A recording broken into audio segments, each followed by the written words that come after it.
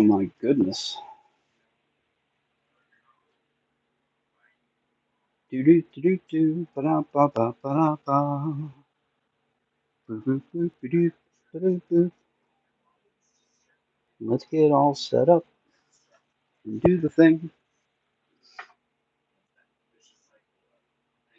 Do do do do do do. Let's sharpen this one. Okay.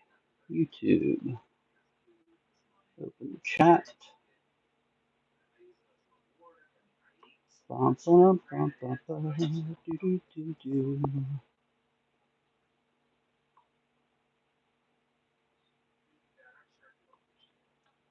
Oh, stupid computer. Come on.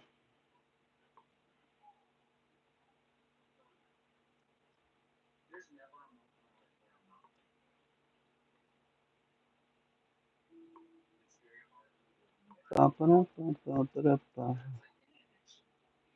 Alright. View my channel. Beautiful. Alright, let's do this thing. Okay, okay, okay.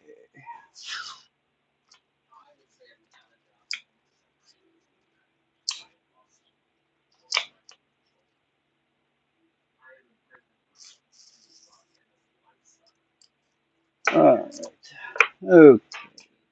Okay. Put this in the middle.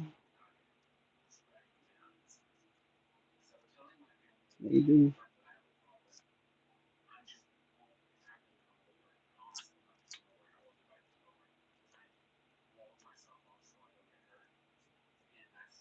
Beautiful. Okay. What a schmuck. That is bad placement.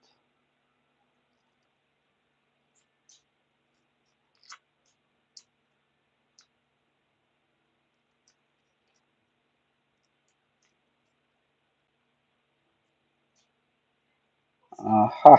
That'll do.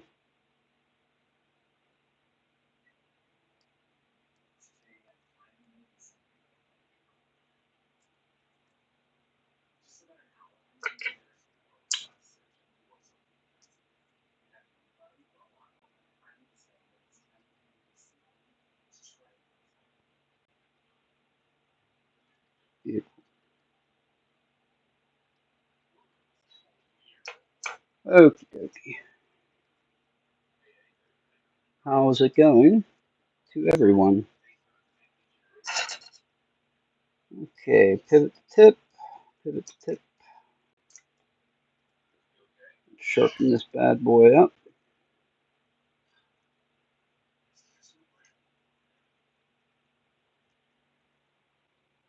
Awesome. Hello, everybody who is in the chat. Chat. Anybody have any questions, concerns, whatever? Give me a holler.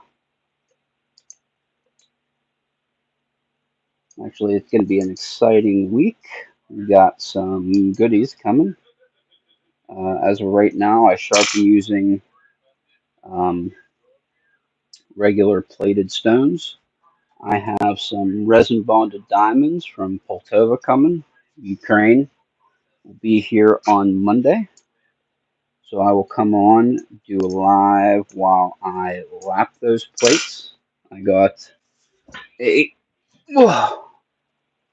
glass plate, full lapping, and we got 80 grit silicon carbide and 120 grit silicon carbide for lapping said plates. We'll get the crust off of them, get them rocking and rolling. Okay, that looks like a good spot there. We need a marker. I'm sure I have a marker here. Maybe. There's got to be a marker here. Come on. Sharpen knives freaking all the goddamn time. Uh, Marker, marker. Of course, there's no marker. Grab a marker, marker.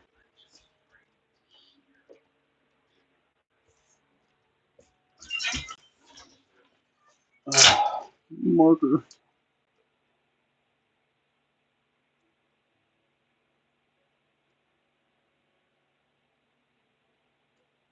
Beautiful. Marker up the other side. Outstanding. Outstanding. Okay. Where do we want to start? Let's start with, what grit do we want to start with? Let's start with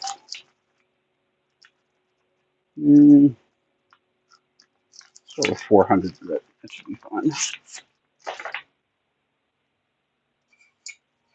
I did make another little goodie for using this week. I made a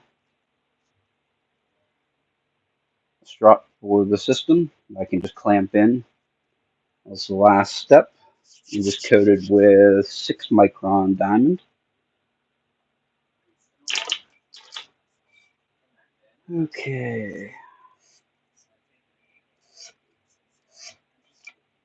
Oh, baby. That is way too high.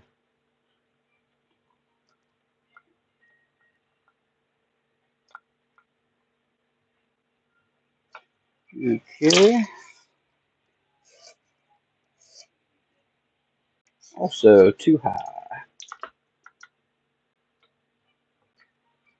Next.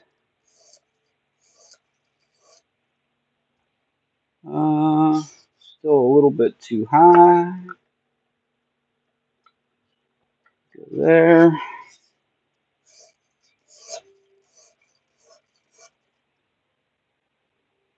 Yeah, I think that'll work.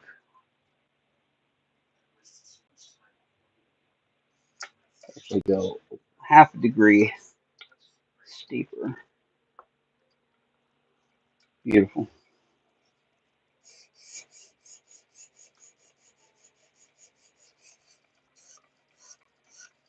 Make sure we're getting the tip. Yeah, I'm feeling pretty good about that. Let's lay it back just a little bit more. Good enough.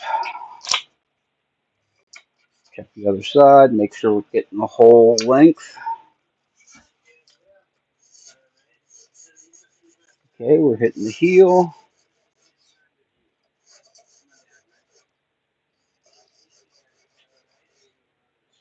And the tip. We're good. We are set up. Out freaking standing. Put this away. So that is the plan. There are people here watching, so let's say the plan. Whenever the resin stones get here, I am going to be sharpening this. It'll be the first edge I put on this particular Rex 121 blade. I have sharpened it before. I have the lightweight variety that I did sharpen actually quite a few times. I sharpened it a couple times with the factory angle still on it. Then I laid it back to 15 degrees. I hated it, and then went back to, it was like about a 17.5 degree angle on it. So I went back to it. But it sharpens up just fine with diamonds. We're just going to test out the resin stones from Poltova on it using this system here from Zarok.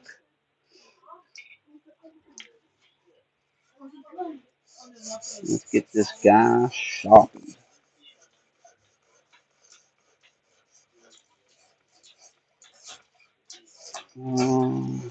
Yeah, it's looking pretty decent, I'd say.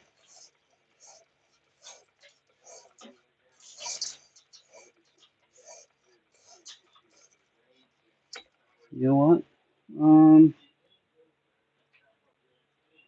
I actually kind of do want to put some. Let's do that. Let's splash these. Get some water and some soup.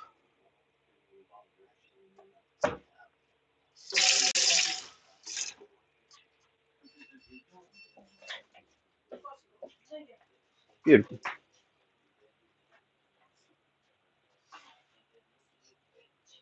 Good enough.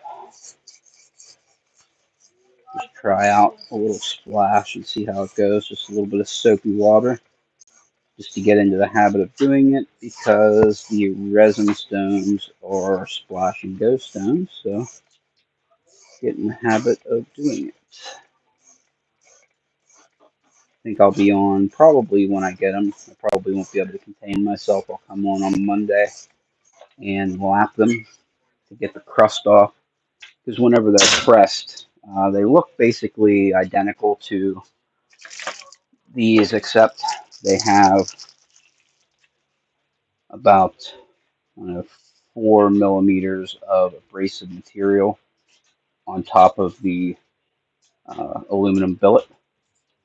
And whenever it's pressed on and then sintered, it has like a crust on top where the diamonds are actually even with the surface, so you have to lap them to expose the diamonds.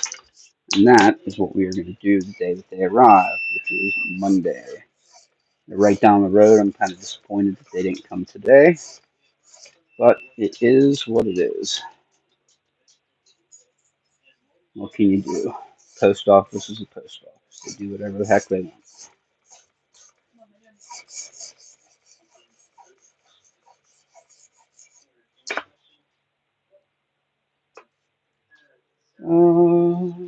No yacht. Paper towel.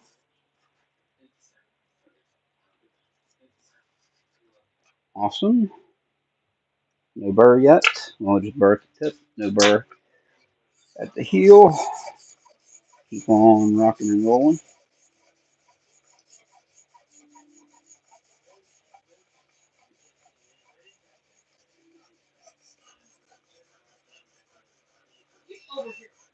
Thank you so much to all those that are watching right now. I could use the subscribers. We're getting pretty close to the first level of monetization. So anybody who can spare the subscribe and hit that bell, I'd greatly appreciate it. I think I'm going to do this every time I sharpen a knife, just because why not? I'm already here, and I kind of like doing it. Say hello to the people out there. We got a burr at the heel, nothing in the middle, and a burr at the tip. Missing just a little bit there in the center, a little bit more water.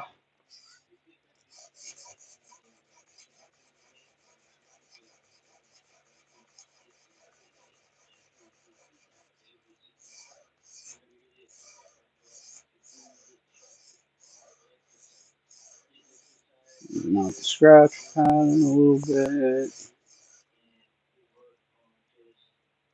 All right, we got to burr the whole length. Fantastic.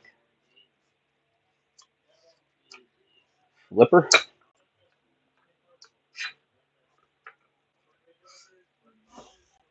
And keep on a going.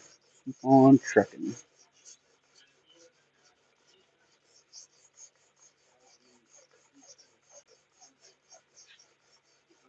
Really like this knife. Very good knife. It's the W3OY-RAY Raccoon top liner lock. I'm sure anybody who has seen my channel before knows that I really like compression locks. The Spyderco Para 3. This one's in 15B, and then like the Sage 5, also compression lock in Rex 121. Love me a compression lock. Hello, Mr. Adelmo Worko. Whoa. Adelmo Worko. How is it going this fantastic Saturday evening? I just got up a little bit ago from a nap.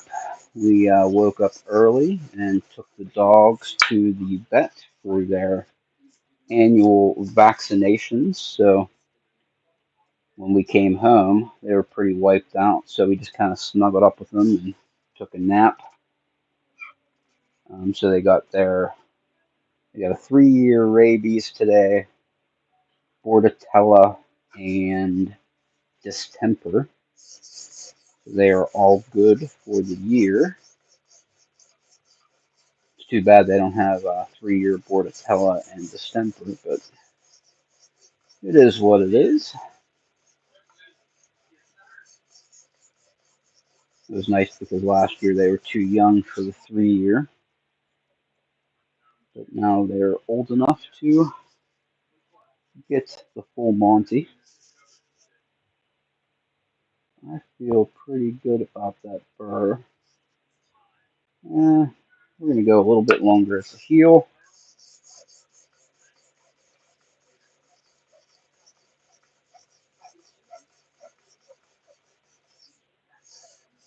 Even out the scratches, the full length of the blade.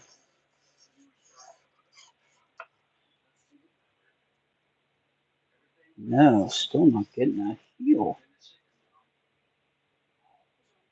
Close though.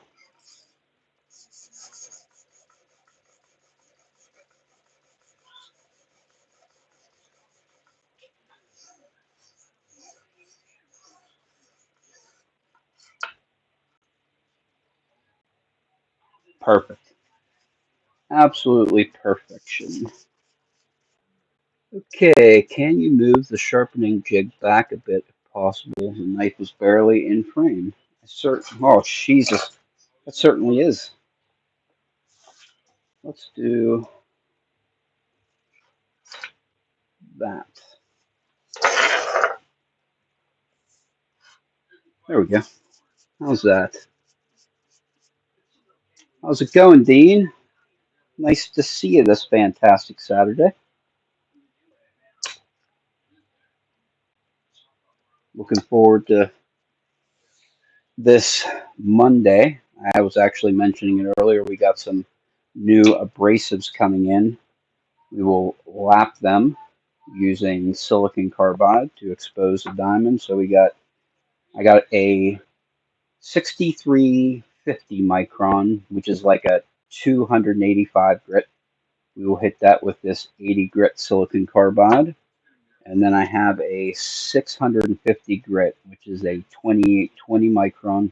We'll hit it with this 220 grit silicon carbide. We'll lap it and get it ready on Monday. And then maybe, oh man, I don't know if I can not do it that day. If I can not do it immediately after lapping those plates. Because I've been looking forward to putting a new edge on this. Because it's still, let's grab some paper. It still has a really good working edge, for sure. But, it's not an absolute laser beam, but I don't know if Rex 121 really is meant to be laser beam sharp. I could probably not sharpen this for, I don't know, I've had this for a month or so, and I haven't noticed it get really any more dull, because this is kind of how sharp it was when it came. Just like a good working edge. That was just the way it was when it came from the factory, which is pretty standard, I think, for the Rex 121s. I didn't hear about anybody getting really laser beams out of the box. Hey, Sharp Life, how is it going? What is the purpose of lapping diamond plates with silicon carbide? Okay, that's a good question. Fantastic question. So this is like a plated diamond stone here. So it's just metal electroplated with some diamond on it, on an aluminum billet. So the resin bonded diamond stones are an aluminum billet, same as this, with like 3 or 4 millimeters of resin bonded diamond abrasive on top. So whenever they press the resin bonded diamond. It's like a paste almost, I think, whenever they press it, and then they put it into a furnace where it's sintered. Okay, and because of the die that it's pressed in, the diamonds are level with the surface, so there's nothing sticking up for you to be able to use to sharpen your knife. There's like a crust on top from the sintering process.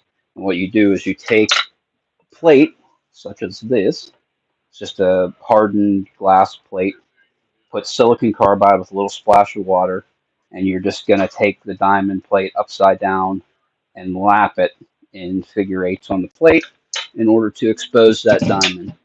You also do that every now and then to flatten the plate and recondition the surface.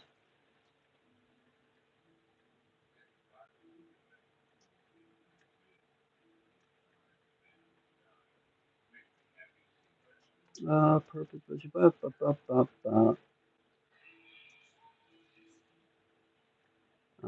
Sorry, not a matrix. There's only 1.5 to 2 millimeters.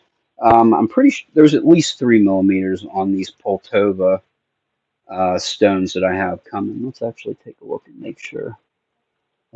It's either 3 millimeter aluminum, 4 millimeter resin, or 4 millimeter aluminum with 3 millimeters of resin.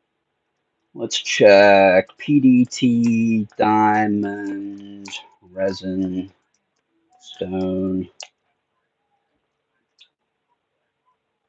Ba, ba, ba. Do, do, do, do, do, do. It is, survey says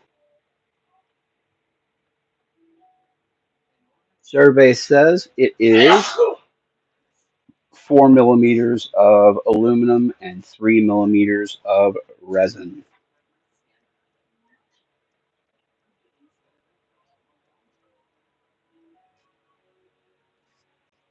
I do have water with soap.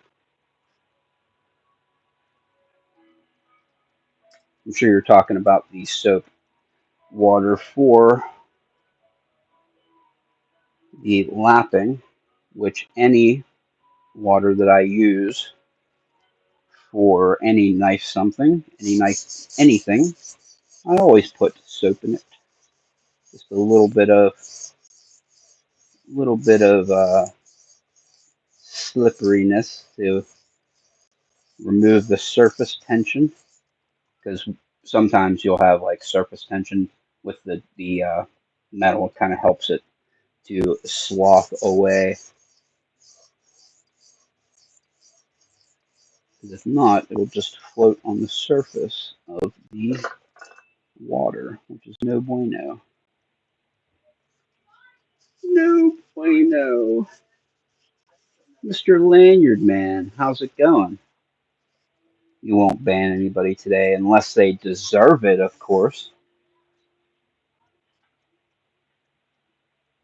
All right, we are good. We're just going to lay that burr back and forth a couple times just to kind of minimize it before we go switching to a finer grit. One more minimization on each side.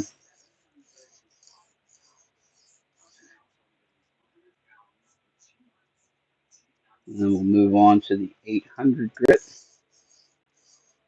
Oh god, I can't wait for those new abrasives to get here. So exciting to like come into the 21st century of sharpening.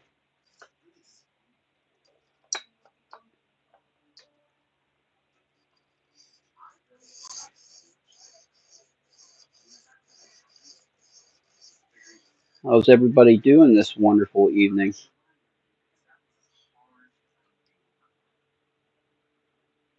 Not me, please. That's funny. No, there's a guy who kind of has secondary accounts who kind of comes in to troll a little bit. And he got spanked by Lanyard Man the last time, almost immediately. It was hilarious. Oh, does this particular sharpening jig comes with a leather insert to strop your blades? It does not come with one. What it comes with is It comes with that one, this one, and this one. Okay, so it comes with a 320 grit, an 800 grit, and a 2000 grit. It does not come with leather, so I made one myself. So this is a 6 by 1 inch by 1/8 inch metal parallel. I just used it because I had it laying around. I was going to do double-sided, but that was too much of a pain in the butt, so we just did the one side, and this has 6 micron Norton diamond on it. So we're actually going to try it for the very first time on this knife, because I kind of want to see how it goes before I try resin bonded and then that strop on this Rex 121. Ray, are you trying resin bonded diamond stones on really hard steel like 62 plus? Yeah, it's much harder than that actually. This is 69.5. This one here.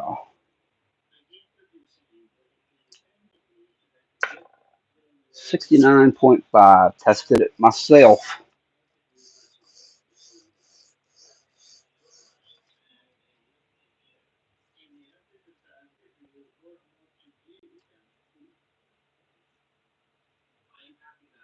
I have a lightweight also, and it was 69 on the money.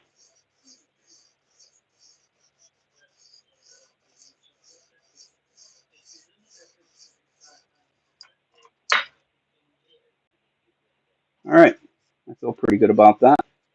We are going to move on.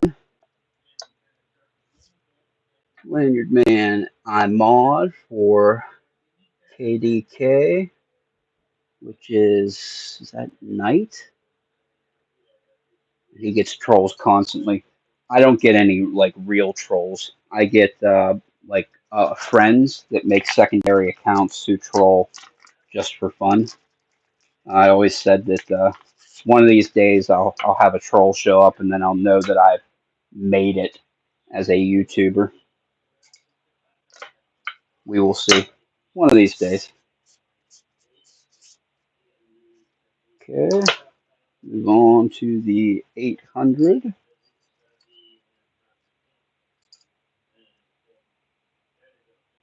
Booyah.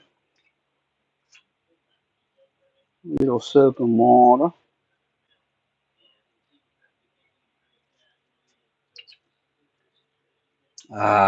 10 man. Should have known that.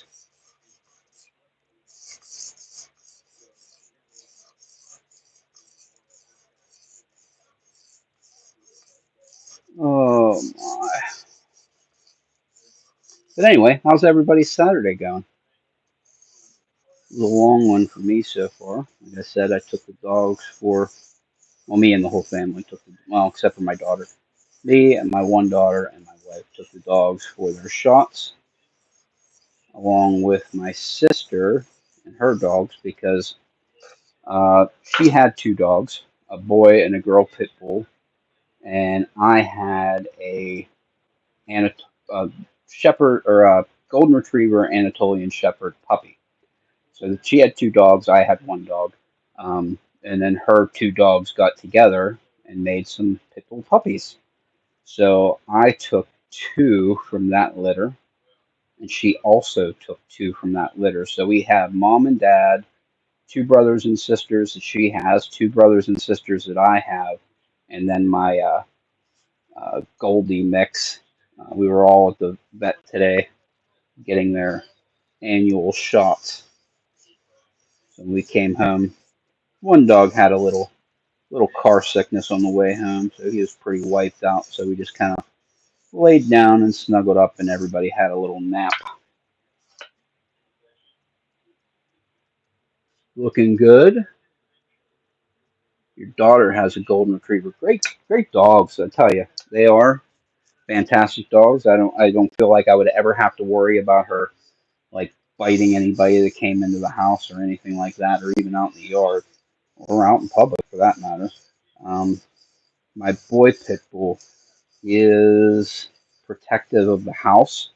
If it's a stranger and I'm not here, they're probably getting bit by that dog. But out and about, like today at the vet, we were all out and he hung out with other dogs and other people and he was good.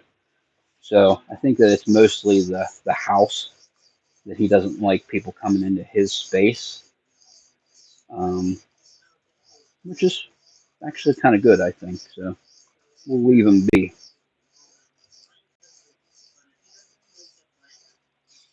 He's a good doggy. He's a good doggy.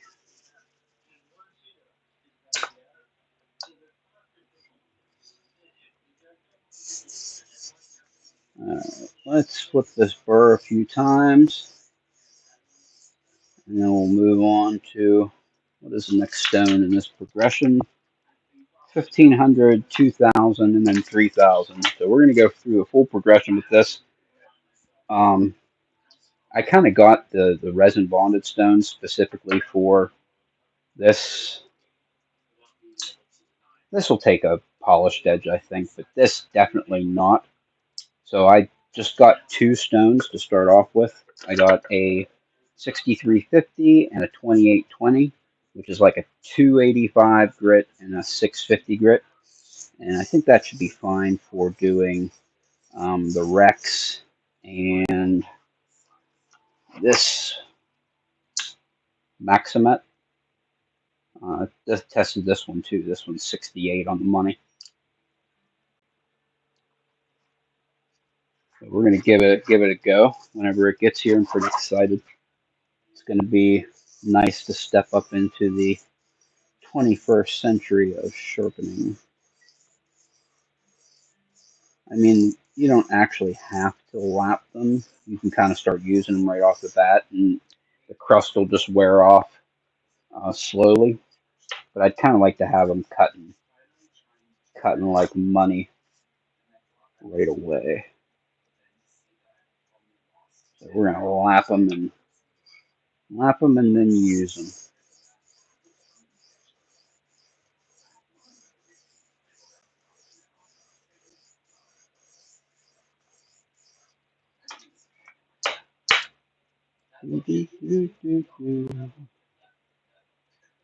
Not enough on the tip. Not enough on the tip.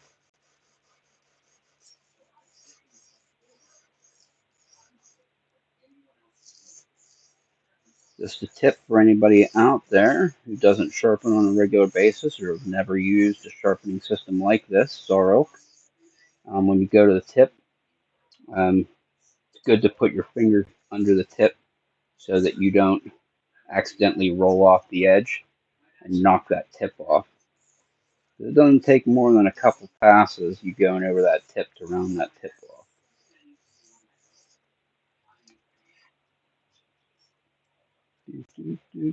Okay, good. Burr all the way to the tip.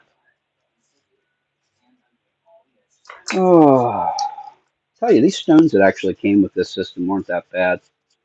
Oh, Sharp Life. Unfortunately, you need to go. Nice to see you live stream. So, seeing people sharpen knives. I appreciate you coming. Subscribe on your way out because we got some stuff happening this week. We got the resin stones coming. We're going to be sharpening Rex 121 from Spider Cove, 69.5 Rockwell. So that is going to be a good time. We'll see how this sharpens up. It's a little bit harder than the last example that I had of this particular steel. That's going to be fun. So hopefully I see you there.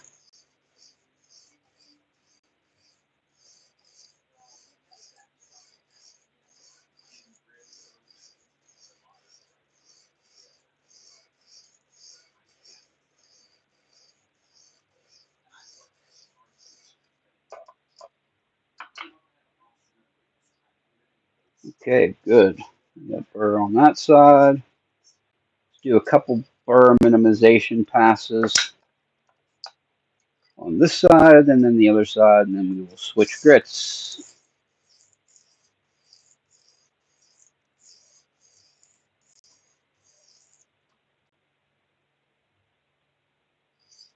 Perfect. My burr flipped fast. I will take it. All right. Go edge trailing, couple passes.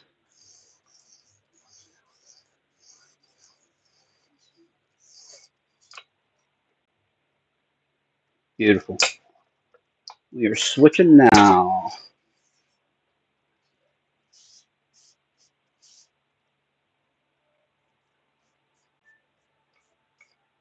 Tell you what, these stones are actually holding up surprisingly well, considering that they're kind of cheap and they came with the system. Oh, get a 1500 grit. See what we can do. I will come see that. Believe me, I can't. We start to love the stones, but for hard steel only. I could actually see that to where if you were using some resin stones on, like maybe this, actually, not to put too fine a point on it, something that's like, oh crap, what did I test this one at? I think this one was like 60.25, 14C28N, that it would just eat the metal, like just eat the metal fast. Um, but anyway, I'll hopefully see you here Monday. It'll probably be Monday evening, maybe 4 o'clock, 4 or 5 o'clock Eastern Standard Time. Uh, Humboldt Picker, what's up? And Wolfgang in the house. Hey, how's it going, Wolfgang? Just figured I'd come on and do some live streaming, get warmed up for tomorrow. Wolfgang and I kind of go live on Sunday mornings with C. Stu Do, Charles Watt, very, very good friend of ours. Like to go live on Sundays and hang out, pick some locks, and talk some shit, and do what guys do. That's what my wife says. I come out here and I hang out with my buddies on the internet. Oh, it's goof off with my buddies. That's what it is. Goof off with my buddies on the internet. And she is factually correct when she says that, but it is still a freaking good time. Come out, have some coffee, catch up, because I haven't talked to Stu for a few days. I'm actually hoping he's doing well. Also, you, Wolfgang, hope you are also doing well. I did spend this week using Apex, the new lock picks from Covered Instruments. I think pretty soon I'm going to get the Evolution 2 of those and kind of make my ideal Apex pick set. You picked up a gold. You picked the gold P finally. The 600 was harder, I think. Everybody, everybody has an easier time with the gold P than me. I mean, I am still struggling with mine. I've picked it exactly 0 times. I picked both of my gold Z's, which are far harder than the gold P, but it just, I can't get it. I actually still have, where are you? I have, how many pins do I even have in that thing right now? I think it's only pinned up to 4 pins. I still can't get the thing open because has a really high-low bidding that just fights me, and I can't get past pin number 3, which is the last pin that I put in order to get pin number 6 without oversetting number 3. So just kind of is what it is. The struggle is real.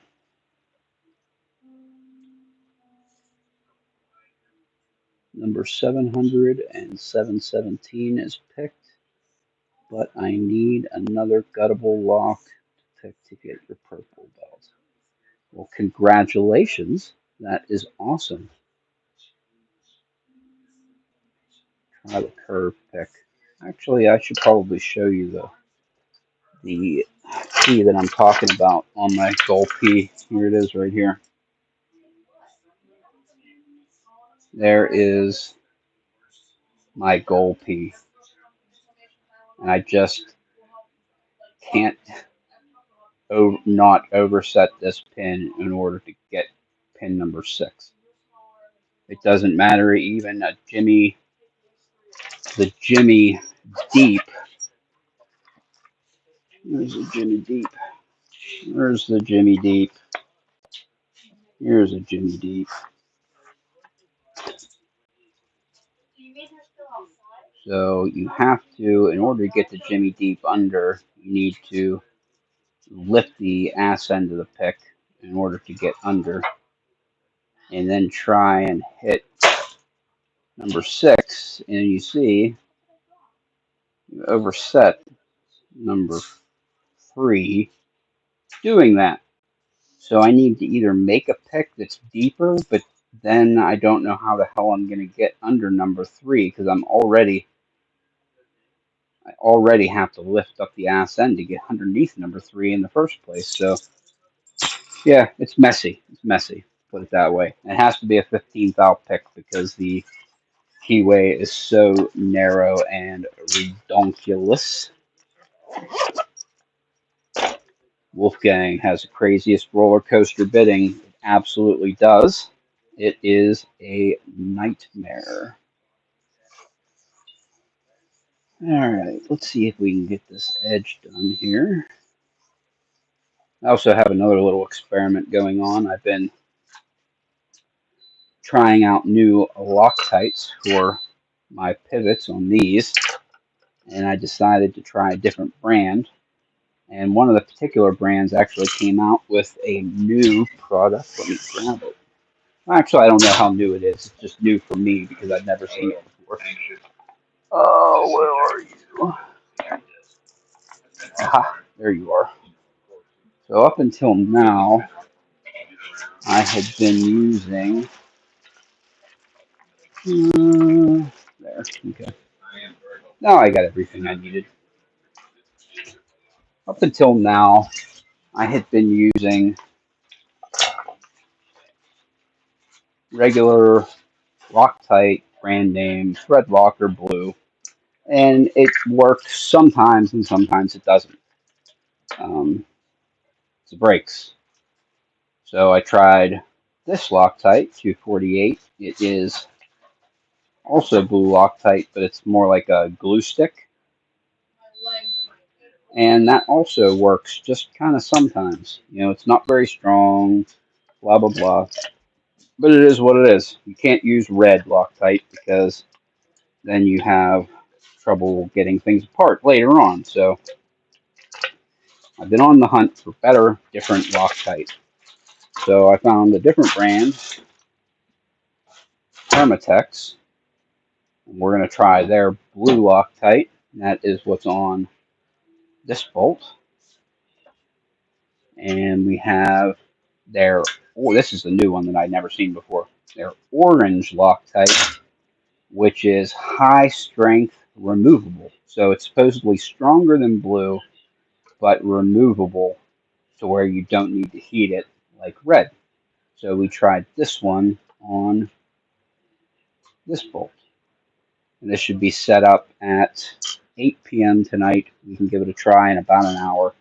So basically, whenever I'm done with this live, I'm going to crank on these and see how good the Loctite works and see if it's better than regular Loctite. So looking forward to seeing that because I kind of want the pivots to not move. Like that's just the way it is. I want perfect action where everything falls shut and I never want it to move. I want to tune it one time and that be that. Which this one here actually is tuned pretty good. But if I ever have to take it apart, I'll have to tune it again. That bums me out. This one here, I did open it up to tune it because the detent was kind of light actually. I wanted it to be like this is my daily carry most of the time. for cutting up boxes or opening packages or whatever. Rex 121 is a great working edge. Not that I do any work that I really need that, but eh, everybody who knows me knows me. Um, but the detent was light, so I took it apart and kind of strengthened the detent a little bit, and it's much better now, and it's really good. But the last time that I Loctited this, it kind of moved a little bit after it was done, so don't think it's moved now. So we may be lucky and not even need to use that orange, but we're gonna find out some information. Oh, rock out with your lockout. How is it going this fantastic evening, buddy? Acid Desmo is next. Eight slider lock. Fantastic. They are tough locks, that's for sure. I think they're purple purple belt or brown belt. I think it might be brown belt, if I'm not mistaken. Hard to remember. There's so many different varieties of everything to try and keep them all freaking straight is almost impossible. I did skip over. What belts did I skip over? I went straight to yellow belt, no white belt, and then I skipped orange and went to green. Then I skipped blue and went to purple. So I did get my purple belt, but I got my purple belt with a red and a black belt lock. That's exactly what I did. I got my purple belt with a red and a black belt lock because I didn't have my brown belt tool done yet. And I got my purple belt, and then I did my brown belt tool and went straight to red belt. So I skipped blue belt, went to purple, and then skipped brown belt and went to red.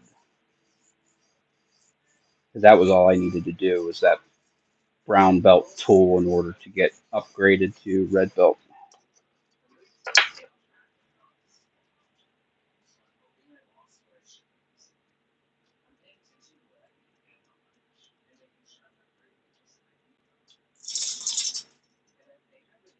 Beautiful.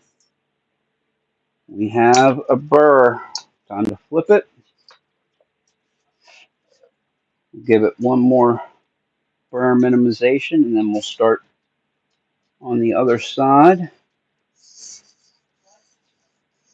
One more. One more.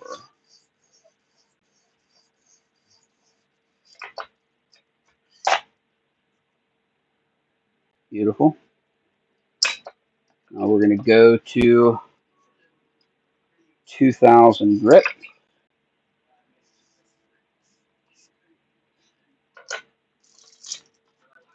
2000 grit.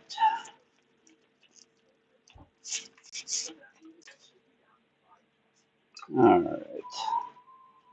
Can't wait to try this drop out and see how this does. It's going to be very interesting.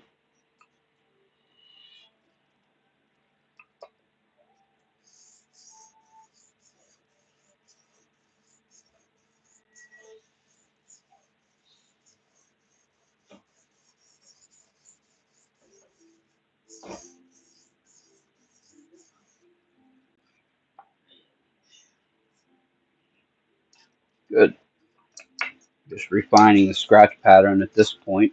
This knife is definitely sharp. We're just refining everything, putting a 2000 scratch pattern over top of that 1500 grip, which should not really take very long at all.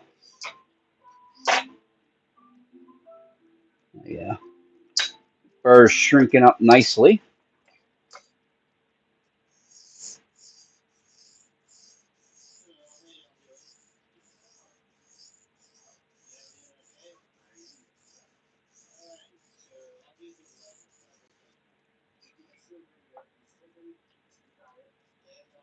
Fan-frickin-tastic.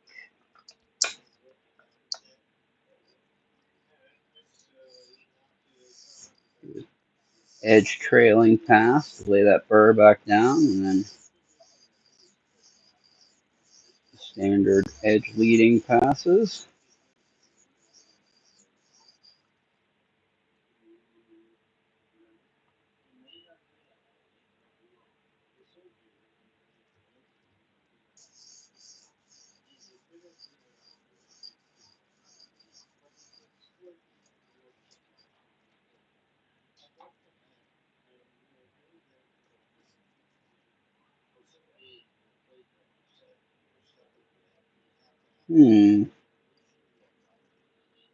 Oh, Wolfgang. Holy smokes, you typed a lot in the last 2 minutes.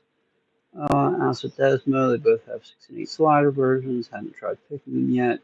He has an 8 version. Hard to put in the vise. Oh, really? I think the only one that I saw was the heck was it? It was an oval, Scandi oval. Toying with the idea of picking a 6 or 7 pen GG as a second lock. GGs are super fun. I only have one. It's a GGP Extra as far as I know. Um, Super cool lock though. Um,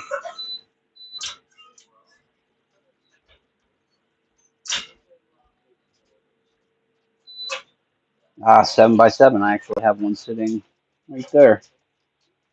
My favorite dimple lock to pick. It's not hard. It's just fun to pick. The 7x7 Garrison. I do have a lot of multi-locks here to pick, but I've never gotten around to picking them. Here we go. So we have a clone, then we have a multi-lock interactive plus. That one does not have a key. Then I got a multi-lock interactive plus with the key. So this is the one with the spooled inner and outer pins, full lock. And I also have these two.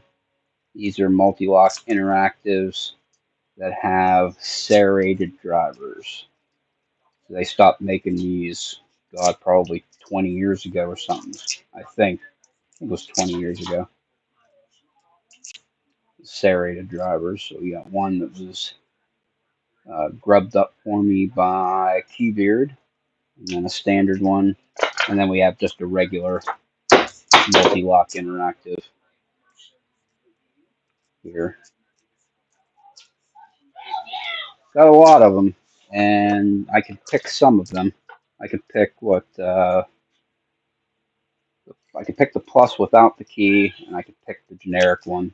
All the rest of them are above my pay grade because I suck at dimple locks. So that's not true. I'm just unskilled with them because I skipped over them in my uh, evolution as a lock picker. I kind of looked at the locks that I could pick for belts and decided to pick the locks that I could get to black belt, picking only pin tumbler locks. So that's what I did for my 2 black belt locks. I picked a Goal Z and an ASA 700 with trees. So yeah, it's a nice collection of multi-locks, of which I can open, and then I have that Garrison too, so I can open 3 of the, 7 or 8 multi-locks that I own. Just is what it is.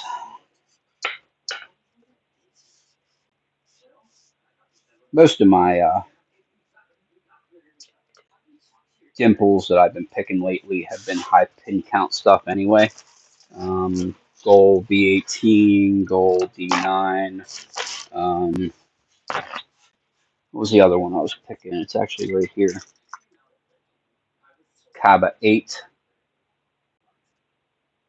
And then I have a CQRME K22 I was picking, and a metal 9J2X1, I think it is. I think it's a 9J2X1. Metal 9J2X1. I can't believe I remembered that. That's a cool like nine pinner. And then the CQRME. That's a super fun lock to pick. This one has 11 pins.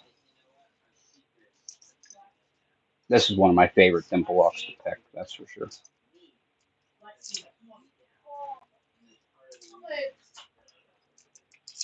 I think maybe I'll pick that on the live tomorrow with Wolfgang and those guys.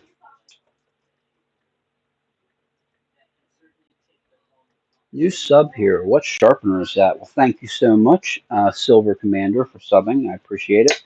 This sharpener here is the Zarilk. Oh crap! You can't see it, but Zarilk, Xarilk. It is their Generation 3 sharpener. So they actually, I got this maybe 2 weeks ago or so. Very nice. It's basically a clone of the TS Prof Cadet. Very good sharpener. It comes with decent abrasives to get you started, but you're gonna want to upgrade, as soon as those wear out. Which I've been using them for weeks now. I've sharpened Rex 121 with it. I've sharpened Maximet. I've sharpened D2. I've sharpened K110. I've sharpened a ton of knives using it, and the abrasives are just fine.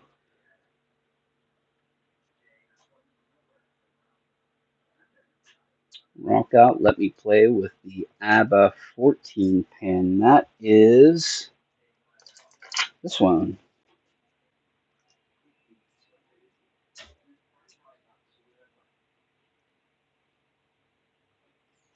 That's a fun purple belt lock. I can open this. I can open this one and this one. This is a 10 pinner, I think. There's no pins up top. It's just five on the right, five on the left. I think I got this one from. I know where this one came from. This one came in a package when I was buying some gold locks from White. He included this lock.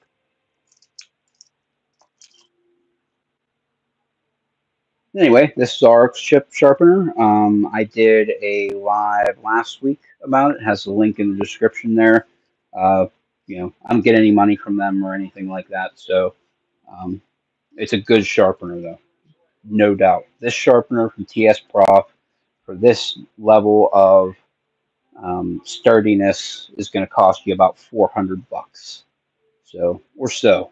But this is really good. I have some resin bonded diamond stones coming for it on Monday. They'll be here. They're actually right down the road at the post office, but they did not deliver them today. So Monday it is.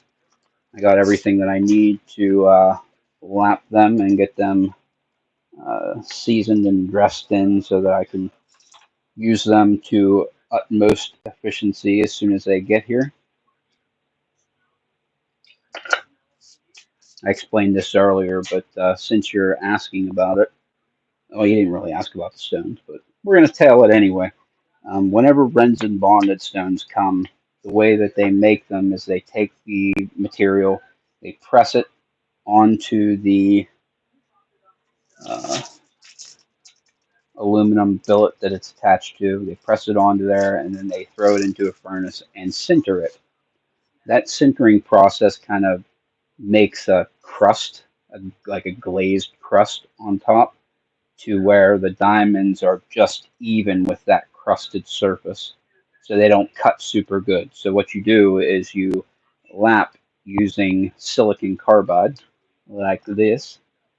This is 80 grit, and then I have 220 grit for the other stone. You lap it on a plate, and that kind of takes down the resin but leaves the diamond still exposed, because that silicon carbide is harder than the resin but softer than the diamond. So it leaves the diamonds exposed in that resin. You're just wearing away a little bit of the resin to expose the points of the diamond. Then Bob's your uncle, Fanny's your aunt, you're ready to sharpen. Okay, a little bit of soapy water. Just take a little water with some soap. Use that on your stones. It kind of keeps the surface tension of the water down so that the um, metal doesn't pull on top of the water. It pulls it out of the grit of the diamond and lets it mix in with the water instead of floating on top of the water or staying inside of the diamond. So keeps it from loading up, makes it cut a little better. Just a good idea. I mean, technically you can use diamond without it. You can just rinse them afterwards, but it's kind of nice whenever you're done to just wipe them off. So,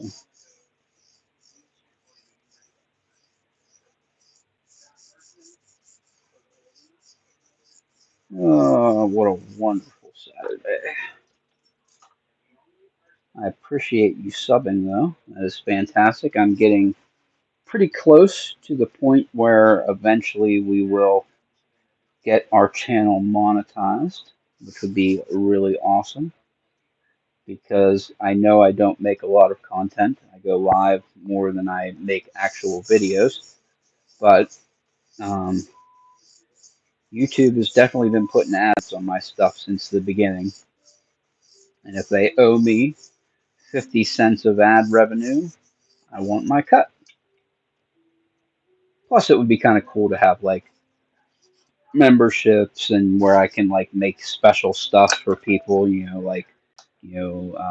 content about the chemistry of steel or specific heat treatments or how to, lap your resin bonded stones or just different cool stuff. I just thought that it would be kind of nifty to make a little community of people just in my circle. You know what I mean? People that like the same things as me, which is very eccentric, goofy kind of uh, mix of stuff. So I'm an amateur radio operator, and I like that. And I like collecting pocket knives and sharpening stuff. And I like picking locks and collecting lock picks and stuff. And, that's kind of just what I do. And I think that would be nifty to have like a little community of people who like those same kind of things. Because I did notice that people who pick locks definitely like sharp and shiny things. So, and they're kind of prepper minded, so the amateur radio kind of fits in there. Oh well, it's just me and my weird goofiness. Let's just do a couple burr minimization passes here to just kind of minimize this burr as much as we can, and then we're going to move on to the strop. And normally I would take this out and use, a strop that I had made, which is just a piece of wood with some leather on it and some diamond compound. But we made something to use.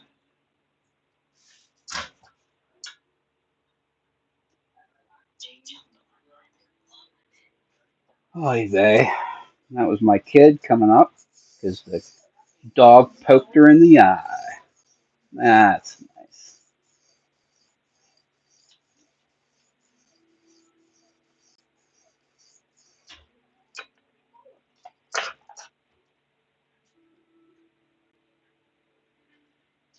Okay, I'm feeling pretty good about this so far. We're going to do one more burr minimization. Just a couple passes on this side, flip it, a couple passes on the other side, and then we are going to move on to the strop. Which normally I would do, like I said, I would take it out and use the handmade strop that I had made with some diamond compound, but we made a diamond strop for this. So we're going to try it out and see how it does. I have several different diamond compounds that I would normally use. What do I have here? I have 9 micron diamond, 6 micron diamond, and 3 micron diamond. And I chose 3 to try, or I chose 6 to try out first. 6 to try out first. So we are going to try it out, see how it does. If it does pretty decent, we're going to make 3 more, or 2 more, and we'll make a 9, 6, and 3. We will use them all. Good. I'm feeling pretty good about this. One more edge leading or edge trailing pass there to flip it. One more, flip it.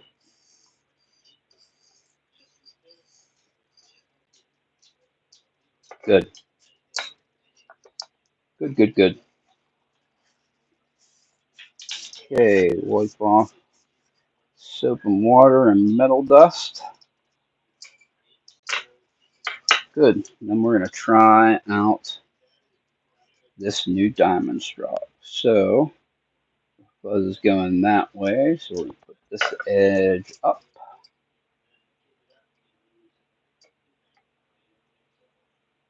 Beautiful. Wipe off this edge here.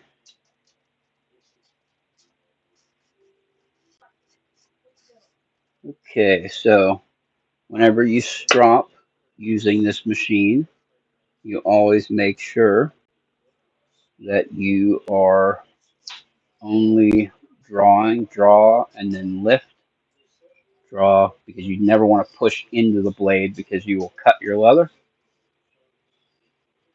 which is no bueno.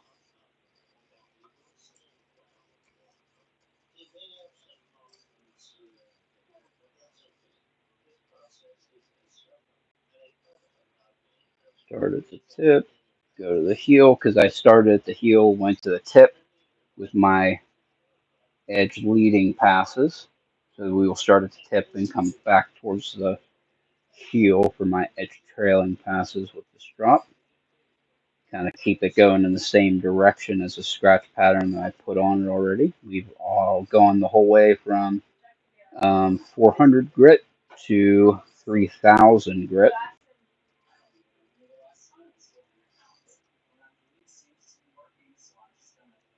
There's no burr on that side. There's no burr on that side.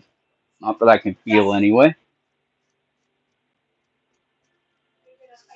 I should grab my loop just to be extra special certain when we take it out that there is no burr left. So let's grab that. It's in my bag, in my bag, in my bag. Beautiful. Got a loop. Not super high magnification. You know what? I'm actually going to do that very soon. Since I got the good abrasives coming in, I think I am going to buy a microscope for checking the edge. And yeah, I'm definitely going to do that. But for right now, we are just using this 30x. I think it's 30x. Yep. 30x by 40 millimeter loop. That is Loupe, not Loop. For any of you spelling fanatics like me out there. Beautiful. Let's give her a flip. Nope, I feel no burr. This is fantastic. It didn't take long at all to rip that burr off. Oh, this is working great.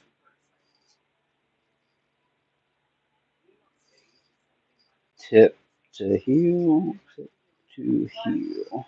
No pressure, just the weight of the strop, and you're just putting the strop on and just drawing it back. No weight whatsoever. let the diamonds do its thing. And it is good to get quality abrasives whenever you do this. So I use Norton brand. So this is 9 micron,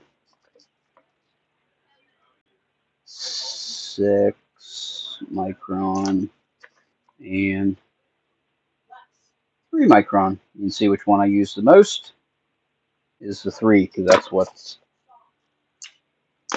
gone the most. I think I started with 3 actually though, so maybe I don't use it that much more. But let's check the chat, see what's going on. Nola in the house. Thanks so much for coming, brother. You personally prefer 1 carat diamonds. These are sized in micron size, so that would be millionths of an inch. So 6 micron, which is what's on here, is the individual particles are 6 millionths of an inch across.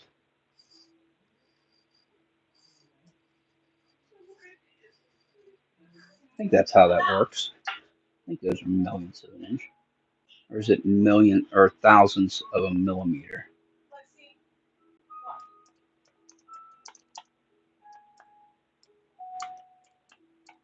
It's either thousandths of a millimeter or millionths of an inch. No, it's millionths of a meter. It's millionths of a meter. I had it all screwed up. Millionths of a meter. So that is thousandths of a millimeter. That is correct. A schmuck. I deserve a flogging now. I screwed up a unit of measure. I should know better. Well, I knew it was one of the two. Either millionths of an inch or thousandths of a millimeter, which is millionths of equal to millionths of a meter.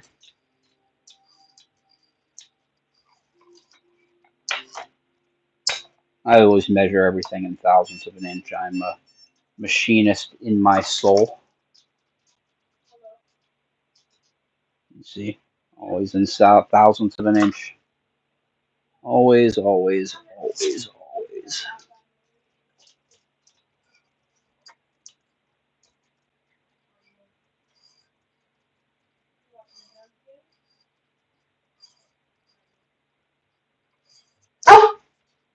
Oh, my goofy dog barking. Knock it off. I'm almost done. I feel nothing. I feel nothing. No burr.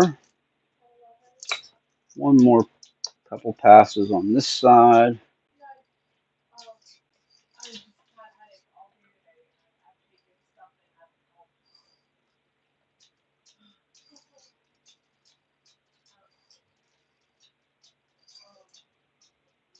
Yeah, I'm feeling pretty good about this. Let's, here's what we'll do. We will mark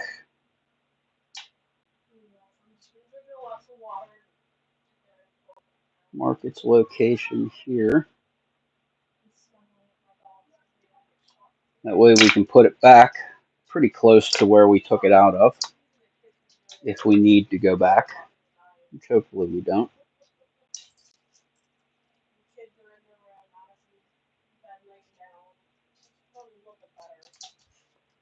Okay, move these diamonds out of the way.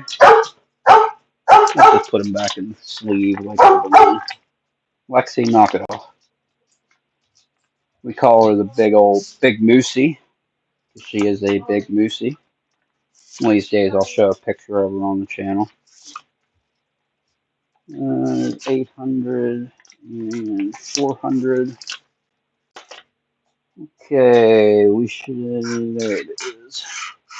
Okay, being careful not to, because you can really screw yourself up hitting the edge of this after you've sharpened it, which I have done. Where is it? Right there. That slice here. And from here all the way up, I just jammed it. Where else did I get? Right there. You see I actually got some metal powder that I couldn't get out of the cut. Or some steel filings. Oh well, that's the breaks. It is what it is.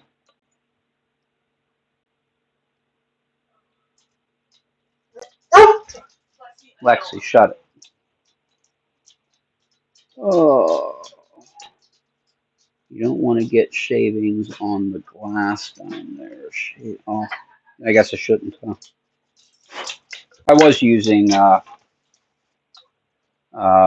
soapy water, so I shouldn't have gotten any flakes falling. Let's tighten this up a little bit. Good, good, good, good. Let's check with some paper and see what we got. Good. We got paper. Let's try some pepper towel.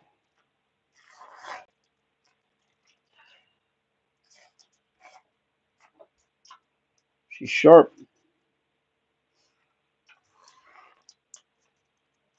She is sharp. Be even sharper if I take his tape off here.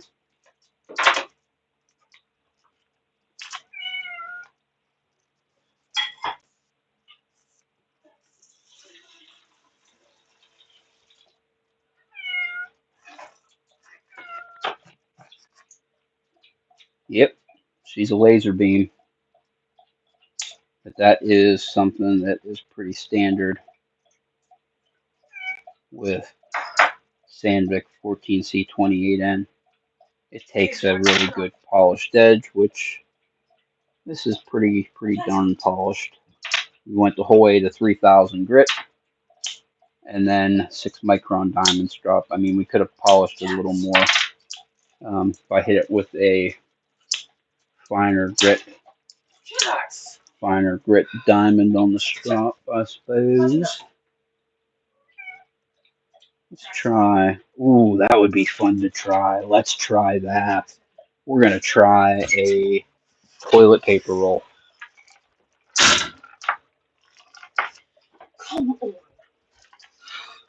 Let's try a toilet paper roll. Move, move, move. Do I have a new one laying around? We don't, but this old one will be fine. Come on. Dog in the way, like always. Okay, we can move this over here. We can move this out of the way.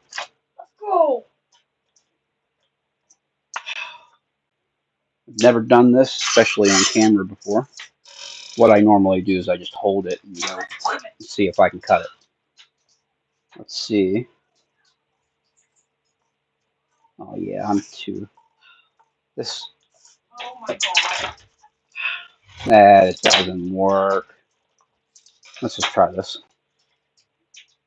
Nah, screw it. Let's do it like we always do it.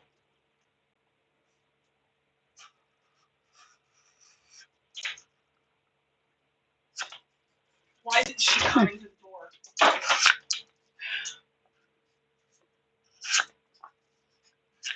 Yeah, she's sharp. How many knives do I think I own, just out of curiosity? So I've bought quite a few lately because up until pretty recently, I've bought and used pretty much only like budget knives, things that cost less than, say, $50, $60 was pretty much the standard for me. So some of the first ones that I got were like this one, Sabibi Riffle, 14C28N, good knife, pretty cheap. Petrified Fish Beluga, Polar K110. I have a couple Stivians and K110 as well. Good knives. This one here, it's 14C28N of Sharpening Raccoon, top liner lock. Pretty recently I got this one actually though. This one is CJRB's new AR-SF2. Takes a super good edge, laser beam edge. Has some vanadium to form those vanadium carbides that keeps good edge retention. Really, really nice.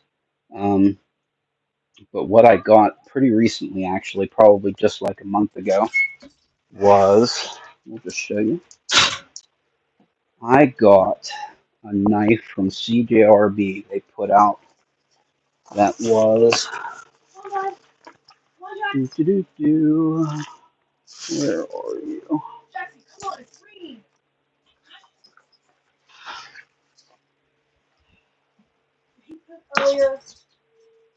Earlier.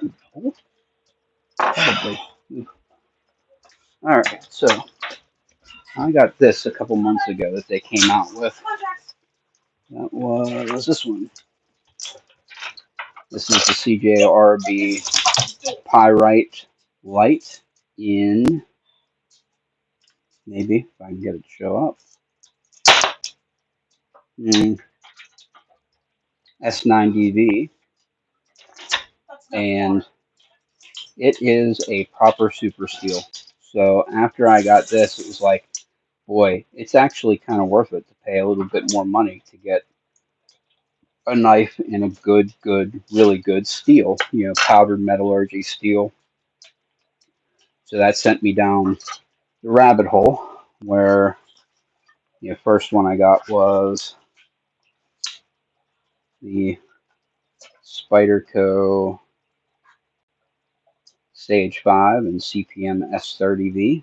Really good super steel blade. Then I like that model so much that we got this one.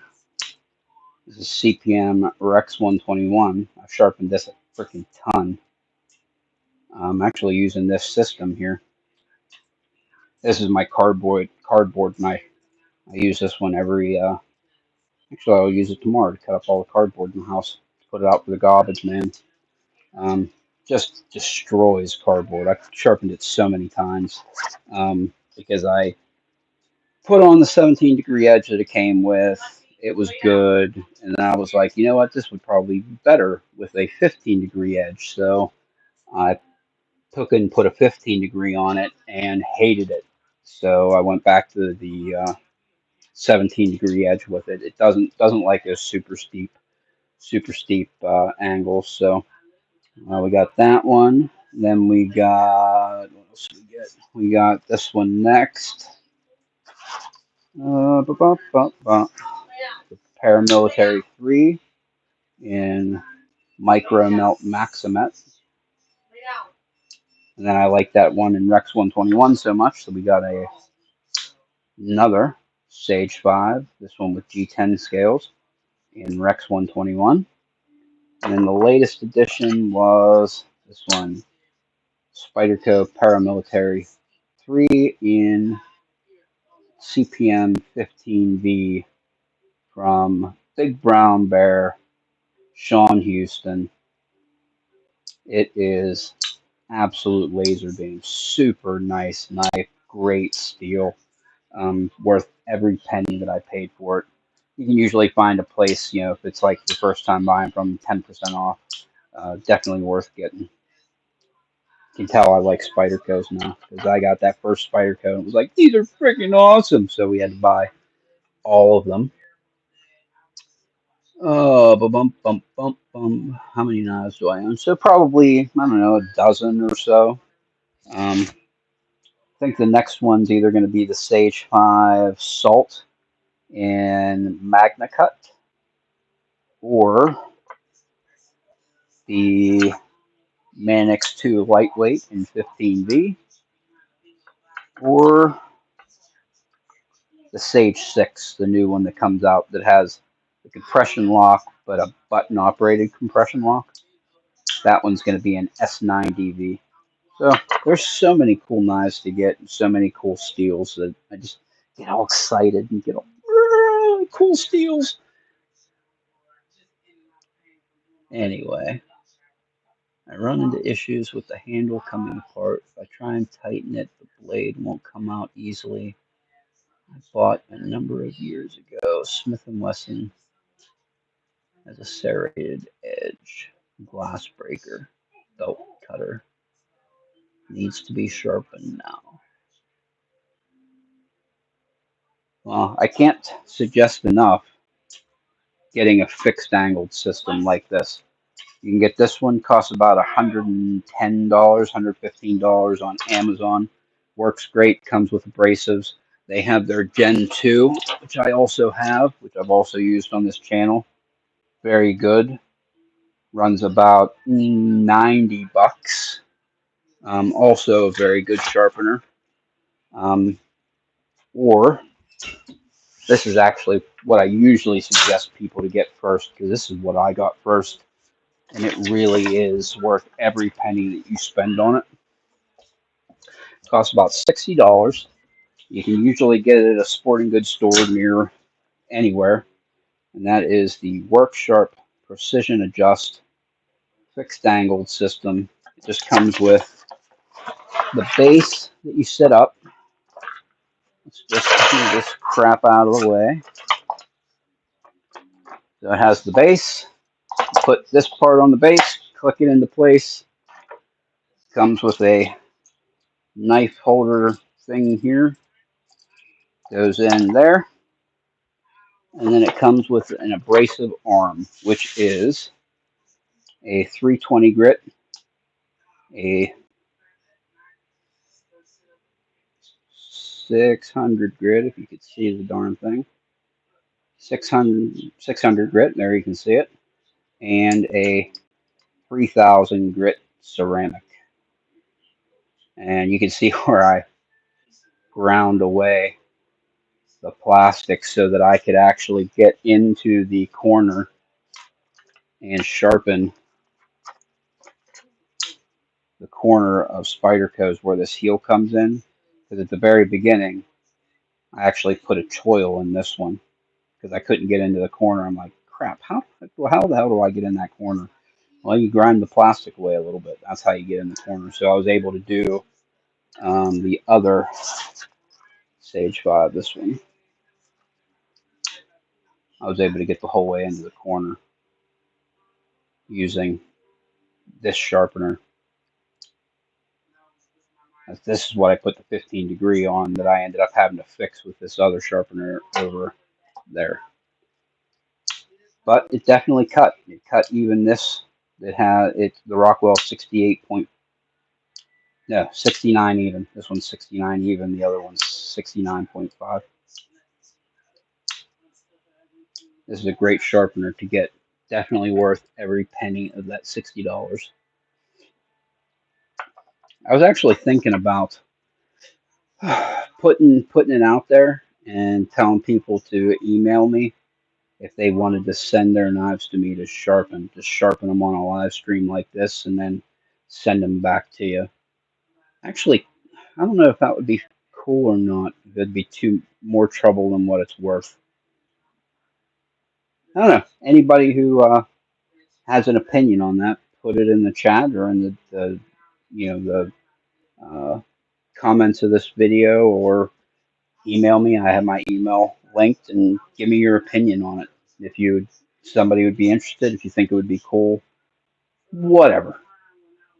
You know what I mean? Don't charge anybody for what it is. Just sharpen it for them and have them ship it to me, and me ship it back, and you get a knife sharpened for free, and I get to do something cool on the internet. Win-win for everybody. But anyway, this is definitely worth every penny of the $60 that it costs to get. You can break it back down, put it back in the box. Doesn't take up any room, hardly at all.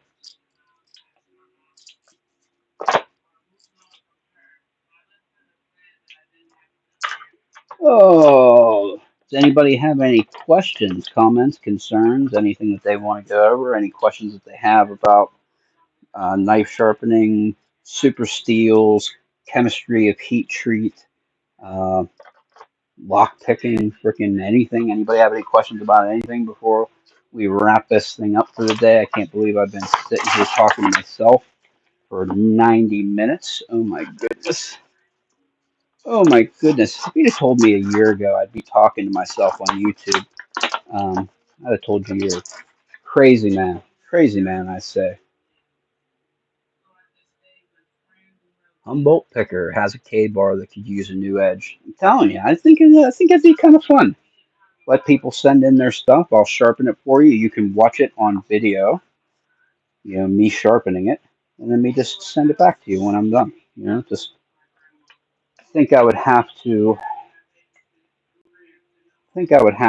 have people pay to ship it back because I definitely wouldn't want to get involved in having to pay to ship things back to people. But I don't know. Think about it. Tell me if you'd be willing to pay to like ship it here and ship it back to get a super sharp laser beam of a knife because I think that's not a bad deal. You pay shipping on something here and back, and you get something sharpened for free. For free. Yeah, I didn't realize I was this long either. I do appreciate you guys being here. You're right, I wasn't talking to myself. Humboldt Picker, he's definitely interested. So, I don't know if you have Discord or whatever. You can either email me um, with the email that is in the description of my channel, or you can hit me up on uh, Discord and we can arrange it for sure. And I will sharpen your shit and send it back to you. I think that'd be kind of fun actually to put a K bar on this because that's what this thing is made for. It would really shine because you can take and move the second knife clamp. This is made for the capability of using it on bigger, more robust knives. If I can get this thing in here to be able to clamp them, way out here, put a big knife in here, and be able to flip it and do large knives. But yeah, I think it'd be kind of cool to try this out on a large-ish knife, which a K-bar certainly is. New house lock and key. This is the Czar Ilk. I think we can Czar Ilk Generation 3 sharpener. They sell it on Amazon. Costs about 110 bucks or so. It's basically a clone of the TS Prof Cadet. That's a $450 sharpener. It's made. It comes with 3 abrasives with it, which are bump, bump, bump. There's one right here. Aluminum back, plated diamond stones, and you take them out of the package. If I can get it out of the package. Oh, what a clown I am! Can't get it out of the package. Here we go. Take this lock such and put it here, and that's it.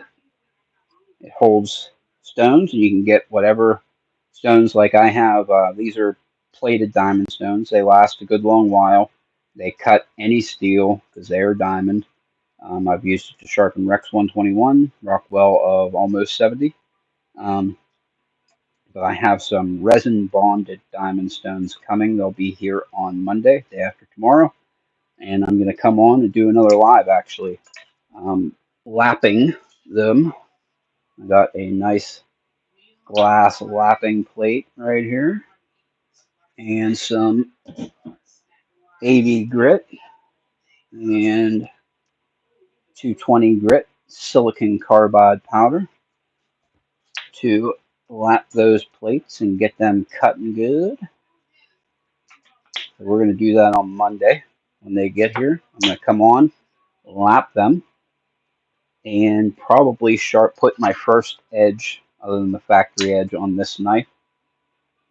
This is Rex 121. Tested this one at 69 HRC. So, I mean, it doesn't really need sharpened. It's still pretty sharp. But, it wasn't a laser beam when I got it from the company. They put good working edge on it, which is, I mean, that's fine for.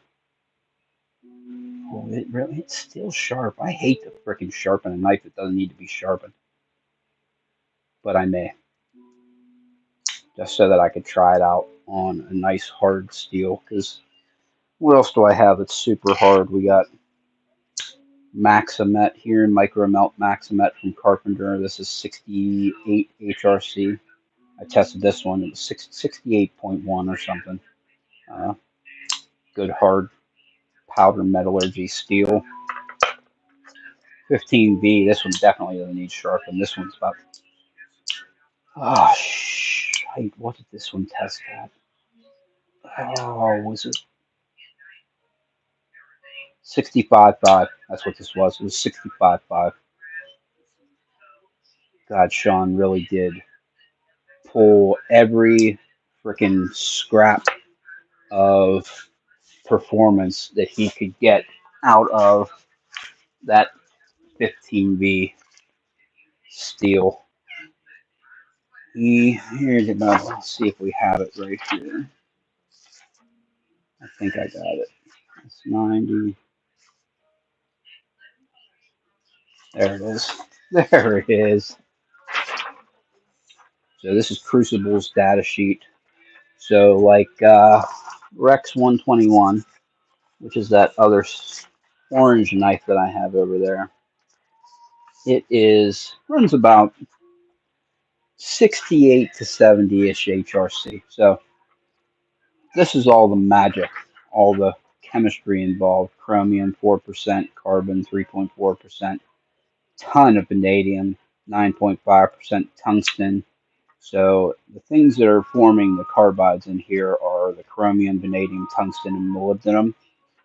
So you got 10, 15, 19, 29-ish percent, which actually ends up working out to be about, with the carbon, 30-ish, 32% total carbides, which is crystalline structure that's formed whenever it's heat treated with the vanadium, chromium, tungsten, and moly with the carbon. Super hard crystal structure that ends up locked in with this martensitic steel whenever it's done. Has super high hot hardness, really good stuff. But this has a an insane amount of vanadium. And if you look at the heat treat on this, like I told you, I tested that, and it is 65.5 Rockwell. Absolutely, for sure, tested it myself. If you look at the as quenched on this, it's never supposed to get above a 64. That's just as quenched. That's not including a temper on it that would draw it back. You should never be able to get 65.5 out of it. So I don't know what he's doing exactly, if he's doing a longer, shorter soak, or if he's going hotter, colder than these temperatures. But he's getting, in order for it to be 65.5 whenever I get it after, a cryo and a double draw, it's got to be freaking 66, 66 and a half coming out of that first quench. The as quenched hardness, it has to be just super, super hard. I don't know what he's doing, but he's doing something great, because You actually hear people say it about this specific steel that it is outperforming its chemistry, which is absolutely true. There's a little chemistry and heat treat lesson that you guys didn't ask for. So there it is. You didn't ask for it, but you got it anyway. I'm a clown. Oh well. Okay, we're just going to put this stuff away and call it a night. Anyway, everybody have a wonderful rest of your Saturday evening and your Sunday. Um, Hopefully, I see some of you guys back here tomorrow morning. Stu and I go live Sunday morning for Ray and Stu do coffee around the world. We just kind of come on and pick locks with some other gentlemen in Europe and Australia and just pick some locks and cut up and talk shit and have fun and laugh and have some coffee and just BS for a while and catch up. You know what I mean? So anyway, how well does this clamp work with small blades? So I'll tell you, I didn't think that it would work very good, but we'll just tell you how I deal with it. Um, I take, they sell a clamp that you can get for this that attaches to both sides and comes out and has one clamp in the center. You can buy that. It's made by the company that this is a clone of, TS Prof, and it costs about almost as much as this whole sharpener together. It's about $90. So what I do is something that a lot of people do even with that TS Prof, because once you get a sharpener that costs $500, you don't want to pay another, $100 for attachments and shit for it. So you can put the two clamps on one side, which is exactly what I do. I tested, actually, we'll just show you a knife that I just sharpened on this thing. So I've sharpened this knife on here. I've sharpened this knife on this system.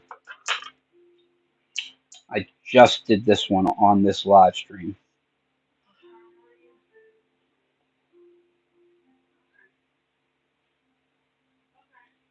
Edge looks even to me from side to side. So I think it's fine. Flipping from the right side like this to the left side over here and back and forth. That is exactly how I sharpened this knife on this live stream. I also sharpened this knife on this system. See that edge there and that edge there. Nice and even and good. And I sharpen this knife on here.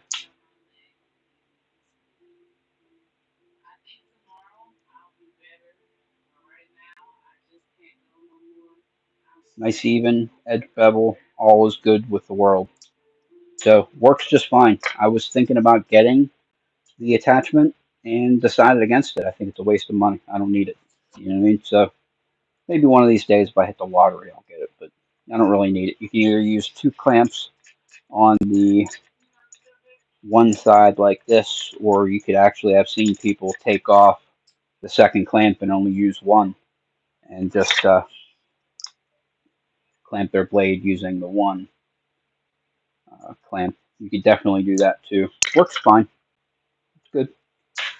I have not had any trouble with it. I've been using it for several weeks now. I've sharpened 4 knives on it. The last one I do not have sitting here. It was a little knife that I got. Actually, it is right here. Jesus, knife sucks. This was my very first knife.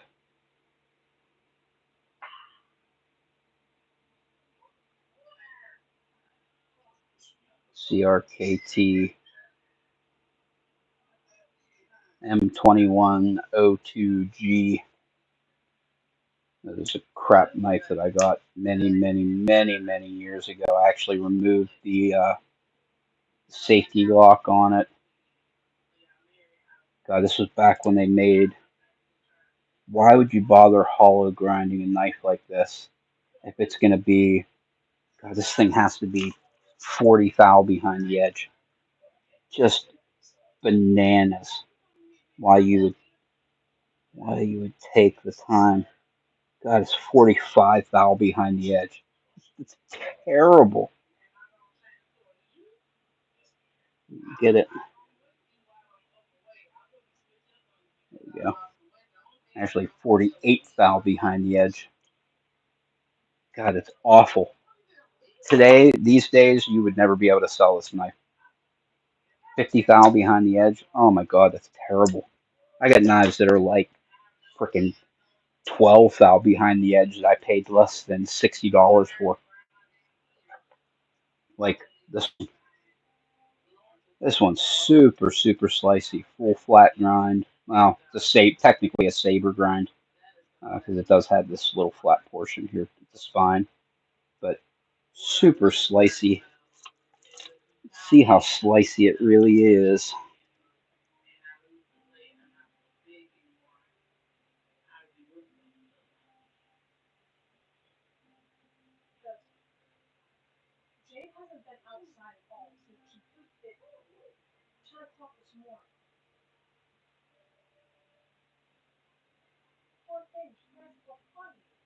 Maybe.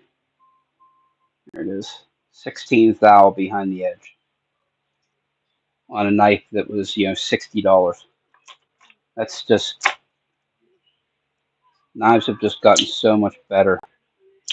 No play, up and down, side to side. It just, get this out of the way. Just, you press the button and it just falls shut. There's like nothing to it. I mean, you hold it straight sideways, it literally falls the whole way up into the handle. It makes such good knives in China these days. They just, I don't know, just so much better than it used to be. You'd think get a China knife, 10 years ago, it was garbage. Gas station knife quality. Now if you pay $60 for a knife from China, it's damn near perfect. But oh well. Ba, ba, ba, ba, ba. You like Swiss Army size blades? I actually like a Swiss Army. That's actually a knife that I sharpened. Crap, I don't have it here, but I did sharpen a Swiss Army blade. I did it with one clamp, but it wasn't this. It was the Generation 2.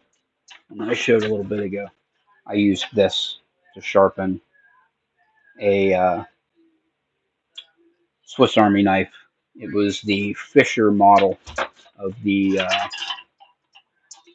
oh crap, Victorinox. Victorinox Fisher. I sharpened actually with that sharpener there.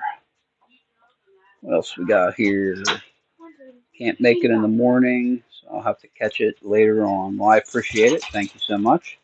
Humboldt Picker said ball bearings. They definitely have ball bearings in the Chinese knives. But I kind of, phosphor bronze washers are kind of growing on me actually in the Spyderco knives that I've been getting lately. Get nice smooth action. Plus you don't have to worry about getting any gunk and grime into it. Um, they just work forevers. I'm starting to like the phosphor bronze action because it doesn't matter what you get pocket lint in it, you get mud in it, you just rinse it out and everything's good. You get mud or grime or anything in one of these, you got to take it apart because those ball bearings will definitely retain any kind of crap that you get in there. So phosphor bronze are growing on me. And as soon as I get off here, I'm going to try out this Loctite, see how strong it really is. New brand I've been trying. Going from Loctite to Permatex. We're trying out their blue and their orange. Can't wait to see how it is because I'm not super impressed with brand name blue Loctite thread locker, either in the liquid or the glue stick variety. I mean, 1 out of 5 times or 1 out of 4 times it'll work right, and then the rest of the time, it just doesn't set right. It's goofy. We're gonna try out the Permatex and see how it goes. I mean, it feels pretty good. We'll see what it takes to break it loose, though. Better stuff, you use it. So you use the Permatex, and it is better. Well, I'll definitely take that as a vote of confidence. Because I'm thinking about using this orange, because whenever I tune my knife and I get it running perfect, I don't want to have to worry about it for like a long time. I think this orange might be the shit. But even this blue feels like it's working pretty good. Like way better than the Loctite variety. Anyway, everybody have a wonderful rest of your evening and weekend, and I will see you all tomorrow morning or on Wednesday for, oh my goodness, not Wednesday for Rock Out with Your Lockout, on Monday because I'm going to be lapping those plates. Holy crap, I'm going to be live like 4 times this week. Anyway, everybody have a wonderful rest of your evening, and I will see you all tomorrow, hopefully. I will catch you later. Bye-bye.